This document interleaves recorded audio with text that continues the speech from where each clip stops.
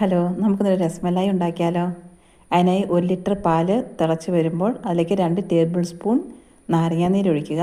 അതൊന്ന് പിരിഞ്ഞ് കട്ടിയായി വരുമ്പോൾ ഒരു അരിപ്പയിൽ ഒഴിച്ച് അരിച്ചെടുത്ത് കുറച്ചുകൂടെ വെള്ളം ഒഴിച്ച് ഒന്നും കൂടെ നന്നായി അരിച്ചെടുക്കുക.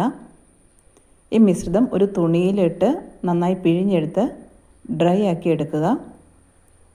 ഇത് ഒരു മിക്സിയുടെ ജാറിലിട്ട് നന്നായി അടിച്ചെടുത്തതിന് ശേഷം 1 ടീസ്പൂൺ കോൺഫ്ലോർ ഇട്ട് നന്നായി കുഴച്ച് ഉരുട്ടിയെടുക്കുക. ഇതാണ് നമ്മുടെ രസഗുള. ഇതൊന്ന് പരത്തി മാറ്റി വയ്ക്കുക. ഒരു പാത്രത്തിൽ 1/2 കപ്പ് പഞ്ചസാരയും 1/4 കപ്പ് വെള്ളവും ഒഴിച്ച് ഒന്ന് തിളപ്പിച്ചതിന് ശേഷം നമ്മുടെ രസഗുള അതിലിട്ട് മൂടി വെച്ച് 10 മിനിറ്റ് വേവിക്കുക. കുറച്ച് ബദാമും പിസ്തയും കാഷ്യൂ നട്ടും കൂടെ പൊടിച്ച് മാറ്റി വയ്ക്കുക.